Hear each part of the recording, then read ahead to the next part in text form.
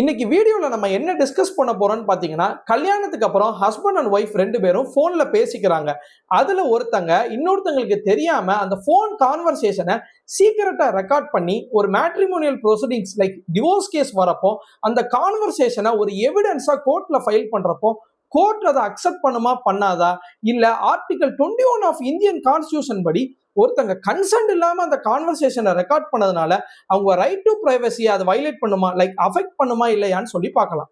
ரீசெண்டா supreme court of India 2025ல pass பண்ண ஒரு ஜட்மெண்ட்ல என்ன சொல்லியிருக்காங்கன்னு பாத்தீங்கன்னா, இந்த மாதிரி தம்பதிகள் ஒருத்தங்க கன்சென்ட் இல்லாம ரெக்கார்ட் பண்ண அந்த கான்வர்சேஷனை மேட்ரிமோனியல் ப்ரொசீடிங்ஸ்ல தாராளமா ஃபைல் பண்ணலாம். அது ஒரு அட்மிசபிள், அதாவது ஏத்துக்கொள்ளக்கூடிய எவிடன்ஸ்னா அது இன்னொருத்தங்க ரைட் டு பிரைவசியை அது எந்த வகையிலையும் பிரீச் பண்ணாதுன்னு ரொம்ப தெளிவா சொல்லியிருக்காங்க.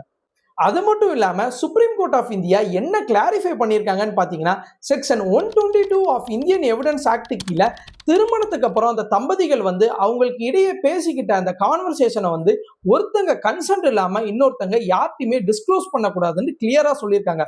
பட் அந்த செக்ஷன்லயே என்ன ஒரு எக்ஸெப்ஷன் இருக்குன்னு பாத்தீங்கன்னா, அந்த தம்பதிகளுக்குள்ள ஏதாவது ஒரு சூட் லைக் மேட்ரிமோனியல் ப்ரொசீடிங்ஸ், ஒரு டிவோர்ஸோ ஒரு மெயின்டெனன்ஸ் கேஸோ நடக்குதுன்னா தாராளமா அந்த கான்வர்சேஷனை அந்த தம்பதிகள் கோர்ட்ல ஃபைல் பண்ணலாம்.